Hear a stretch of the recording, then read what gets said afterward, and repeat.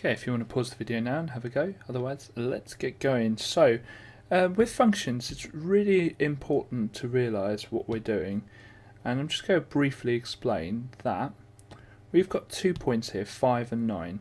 5 is our x and 9 is our y.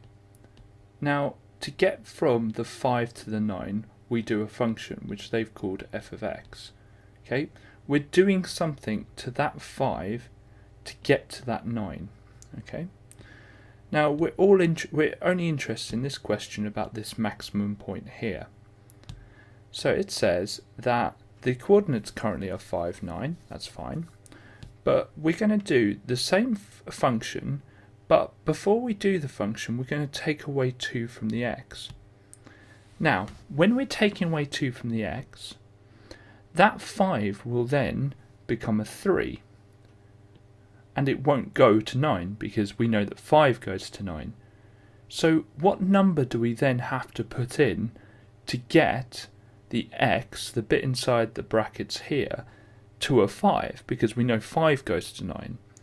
So we've actually got to add 2 more on to the x. It will be 7 that gets to the 9.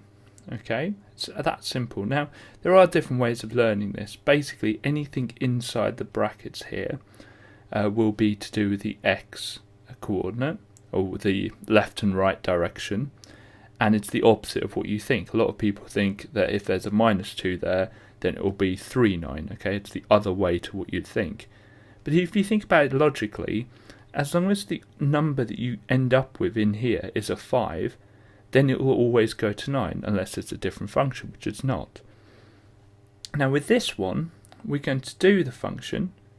Okay, so we've put in the 5, okay, and we've got a 9 out. And then we've times it by 2. So we've put in 5, and we've got a 9 out, and then it's doubled. So it's going to be 18, 5, 18.